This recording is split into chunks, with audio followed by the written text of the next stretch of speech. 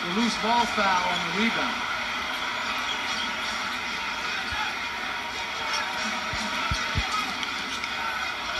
Iguodala to Barnes.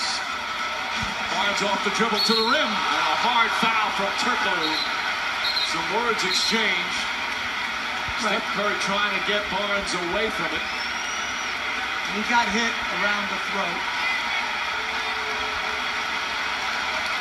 The officials will determine whether or not to call it a flagrant, which would give them the ability to go review it. Crowd on its feet. I think they're going to call it a flagrant one and go review. Yep.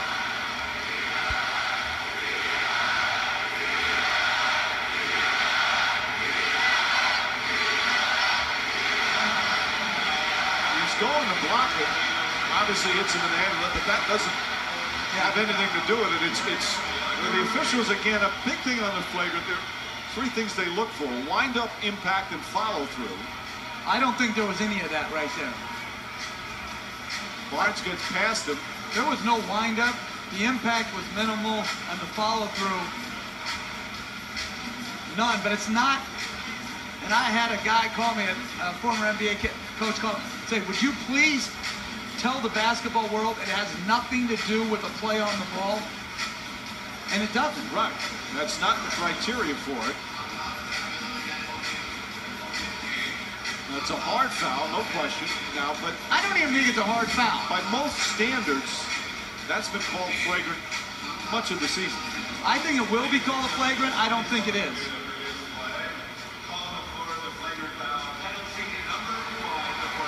So flagrant one is the call.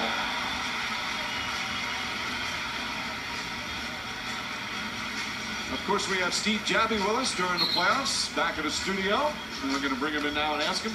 Steve, your thoughts on this particular play and overall the calling of the flagrants?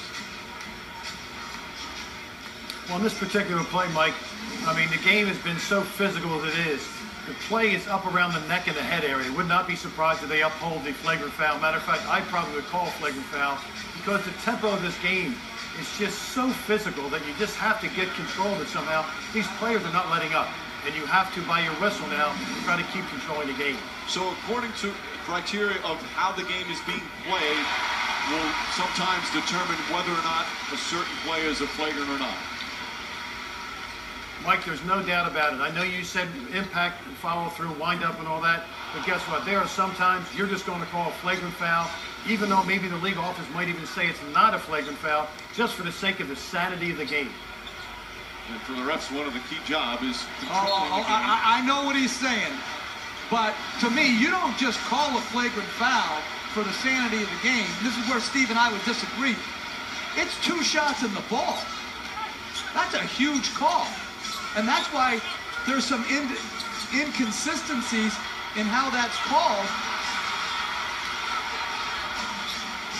Barnes for 3. A nice answer on what was excellent Clipper pressure.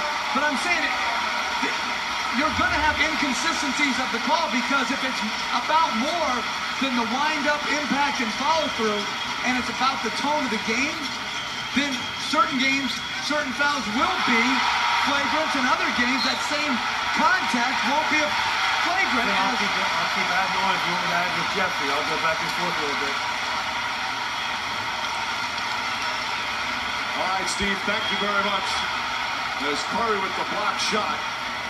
That's a topic for perhaps another time. I like when you two guys go at each other. And a whistle away from the ball. It's going to go against Blake Griffin.